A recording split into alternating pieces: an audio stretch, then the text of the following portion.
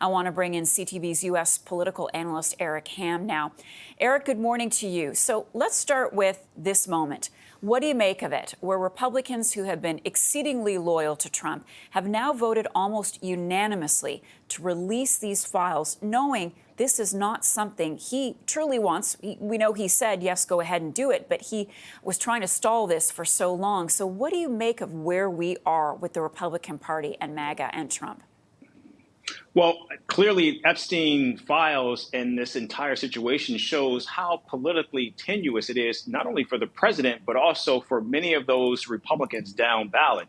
They're reading the tea leaves right now, and we're seeing that today there's a new poll out that shows that in a generic poll for next year's midterm elections, Democrats are ahead by more than 14 points. Democrats haven't held a lead like that over Republicans in a generic poll in more than 3 years. And so what we're seeing right now is they are recognizing that their political livelihoods are hanging in the balance. And the more they tie themselves to Jeffrey Epstein and his horrible crimes, the worse it becomes for them.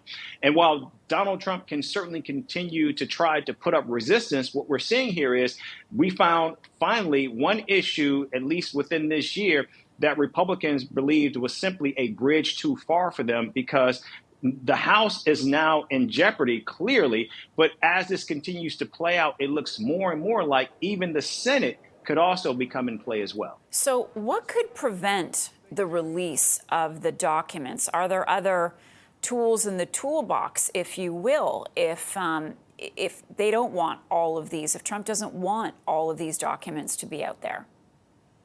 You know, in this legislation that was overwhelmingly passed in both chambers, it stipulates that the discretion is at the Attorney General, and that any information that involves an ongoing investigation, those are the key words, ongoing investigation, can in fact not be released. And so there is growing questions around, will there be an investigation, as the president has already called for, into people like Bill Clinton and Reid Hoffman, the former president, as well as the co-founder of LinkedIn.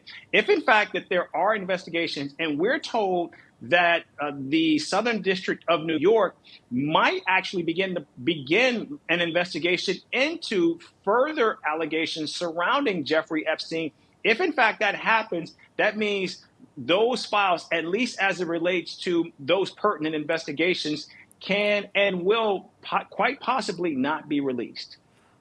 Okay. How much backlash do you think Trump is getting from Republicans on this, Eric?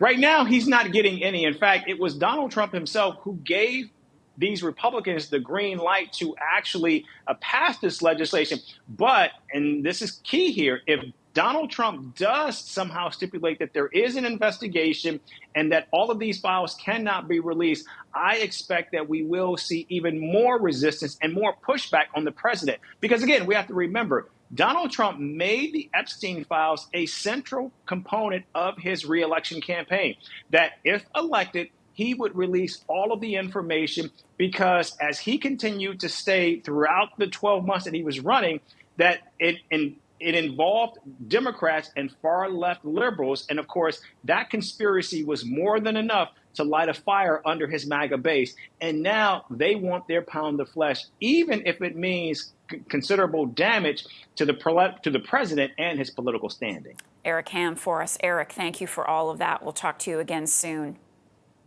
Thank you.